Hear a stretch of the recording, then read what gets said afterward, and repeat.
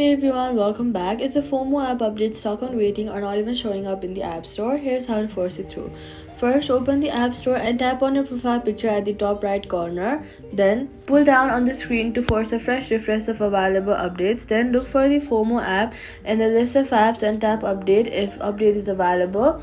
Then, if update stuck on waiting, then tap tap and hold on the app icon.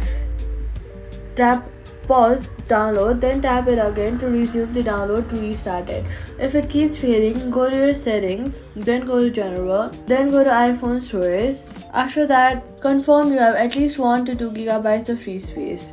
Since updates fail silently when storage is too low, free up space by offloading unused apps and retry. Also try switching from Wi-Fi to mobile data in the settings before trying if it keeps stalling. So all you gotta do is go to the App Store, pull to refresh, pause and resume if stuck, free up storage, try mobile data, FOMO updates, and that's it. Subscribe.